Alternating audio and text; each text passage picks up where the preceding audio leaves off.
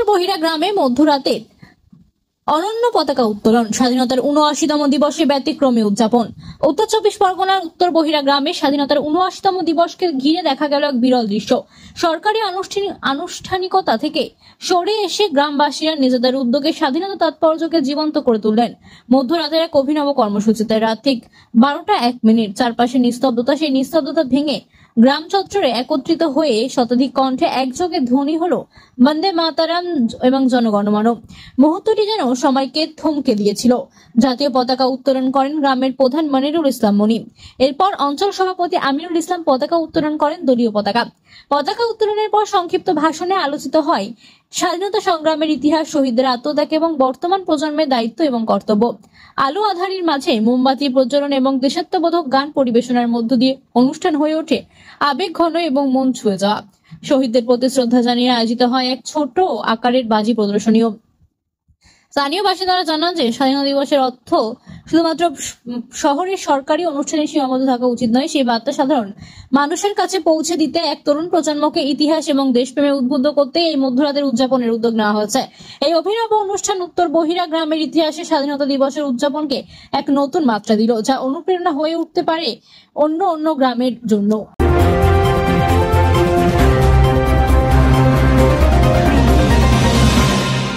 একটা কথায় প্রচলিত প্রবাক্যে আছে, India thinks tomorrow, Bengal thinks today. বাঙালি আজকে যেটা ভাবে, ভারতবর্ষের মানুষ অন্যান্য প্রদেশের মানুষ কালকে সেটা ভাবে।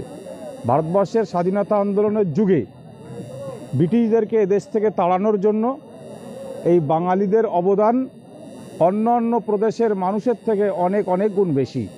এখানে বাদল বিনয়, দীনেশ ক্ষুদিরাম, মাতাঙ্গিনী হাজরা, মোহাম্মদ মীর নিসার আলী, এখানে নেতাজি সুভাষচন্দ্র বসুদের মতো, এখানে আচার্য প্রফুল্লচন্দ্র রায়দের মতো মানুষ, তারা ভারতবর্ষকে স্বাধীন করার জন্য জীবন আত্মবলিদান বিসর্জন দিয়েছেন।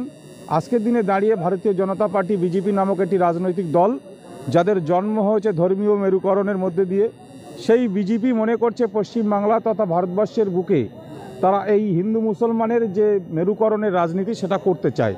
কিন্তু আমাদের নেত্রী তথা ভারতবর্ষের মুক্তিসূর্য, প্রতিবাদী কণ্ঠস্বর মমতা বন্দ্যোপাধ্যায় এবং যুব মানুষের অত্যন্ত আশার প্রদীপ অভিষেক বন্দ্যোপাধ্যায় পার্লামেন্টের ভিতর থেকে শুরু করে পাহাড় থেকে সাগর যে আন্দোলনের রূপরেখা তৈরি করেছে, সেখানে বাঙালিদের বিরুদ্ধে, সে হিন্দু মুসলিম শিখ জৈন খ্রিস্টান ইসাই, কোন ধর্ম, কোন বর্ণ, কোন জাতি, কোন পেশার মানুষ সেটা বড় কথা নয়, বাঙালিদের উপরে যেখানে অত্যাচার হবে সেখানে কিন্তু মমতা বন্দ্যোপাধ্যায় ঢাল হিসেবে, আন্দোলনের মূর্ত প্রতীক হিসেবে সেখানে আন্দোলন গড়ে তুলবে।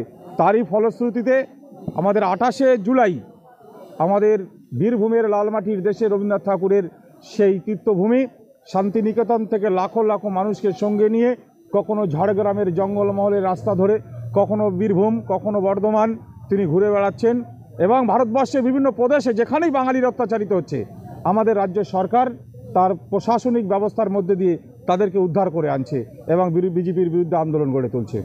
এটার মধ্যে দিয়ে নতুনত্ব কিছু খোঁজার ব্যাপার নেই। অঞ্চল সভাপতি দলের যে নির্দেশ সেটাকে ক্যারি আউট করার জন্য টোটাল অঞ্চল কমিটিকে সঙ্গে নিয়ে, প্রত্যেকটা বুথের কর্মীদেরকে নিয়ে রাত ১২টা ১ মিনিটে এখানকার একটা প্রথা আছে এই অঞ্চলের, এই এলাকার, যেখানে জাতীয় পতাকা উত্তোলন, দলীয় পতাকা উত্তোলনের মধ্যে দিয়ে স্বাধীনতা দিবস মহা সমস্বরে, মহা আনন্দের সাথে এটাকে উদযাপিত করে। সেটারই একটা ক্ষুদ্র বহিঃপ্রকাশ। বারাসাত ব্লক 2 এর মধ্যে তৃণমূল কংগ্রেস যে সমস্ত গ্রামে জন্মলগ্ন থেকে অত্যন্ত সাংগঠনিক দক্ষতার দিক থেকে শক্তিশালী, তার মধ্যে উত্তর বহিরা গ্রাম তথা উত্তর বহিরা 4-5টা যে এলাকায় বুথ আছে, এই এলাকার তৃণমূল কংগ্রেস অত্যন্ত শক্তিশালী, যেটা বারাসাত ব্লক 2 এর অন্যান্য যে 174টা সংসদ আছে তার মধ্যে এটা কিন্তু ব্যতিক্রমী। এখানে রাত 2টোয় পতাকা তুললেও লোক জড়ো হবে, 3টেয় করলেও জড়ো হবে, 4টেয় করলেও জড়ো হবে।